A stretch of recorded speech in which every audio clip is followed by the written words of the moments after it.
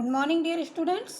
Class BEd second year subject है हमारा समावेशी शिक्षा, जिसमें मैं आपको बाल अपराधों की रोकथाम या उनके निवारण और उनके उपचार के बारे में बता रही हूँ कि बाल अपराधों की रोकथाम या उनका निवारण कैसे किया जाए। तो सबसे पहले परिवार से ही अपराध शुरू होता है, अपराध सीखता है बालक।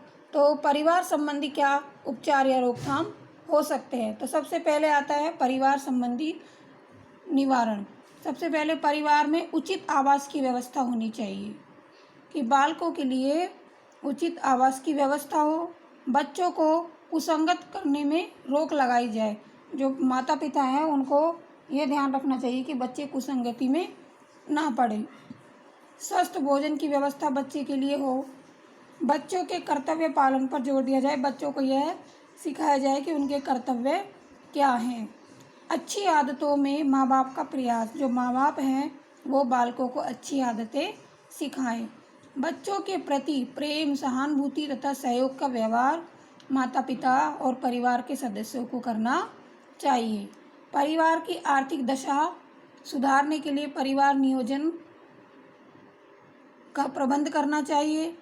खेलने के साथियों के चुनाव में स्वतंत्रता दी जानी चाहिए कि बच्चे को खेलने के लिए स्वतंत्रता दी जाए, परंतु उन पर दृष्टि भी रखनी माता पिता को चाहिए कि वह किस प्रकार से खेल रहे हैं, कौन सा खेल खेल रहे हैं, किन बालकों के साथ खेल रहे हैं।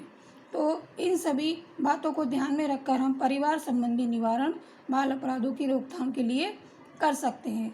अगला आता है विद्यालय संबंधी। विद्यालय संबंधी में सबसे पहले है कि पाठ्यक्रम छात्रों की दैनिक आवश्यकताओं से संबंधित होना चाहिए। जो विद्यालय में पाठ पढ़ाए जाते हैं वो छात्रों की दैनिक आवश्यकताओं से संबंधित होना चाहिए। दूसरा, छात्रों के चरित्र निर्माण तथा अनुशासन की शिक्षा देने वाले होने चाहिए। जो विद्यालय का पाठ्यक्रम है वो छात्रों के चरित्र निर्माण और उनकी अनुशासन के लिए जो शिक्षा प्रदान की जानी चाहिए। श्रेष्ठ अध्यापकों के द्वारा ही शिक्षण कार्य कराना चाहिए और जो अध्यापक हैं उनके व्यक्तित्व का प्रभाव बालकों पर पड़ता है, इसलिए श्रेष्ठ अध्यापकों द्वारा शिक्षण करवाया जाना चाहिए।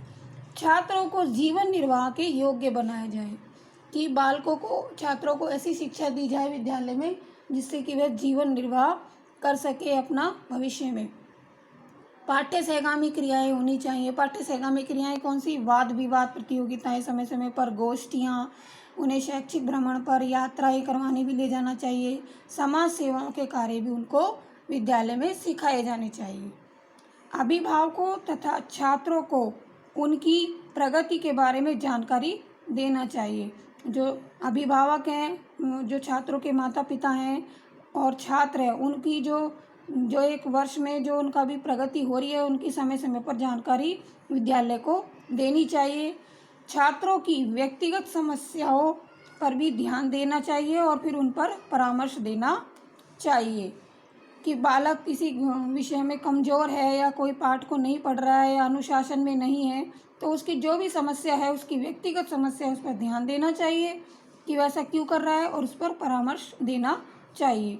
अवकाश काल का सदुपयोग करने के लिए अच्छे साहित्य की पुस्तकों की व्यवस्था भी की जानी चाहिए। उनके मनोरंजन की व्यवस्था भी की जानी चाहिए।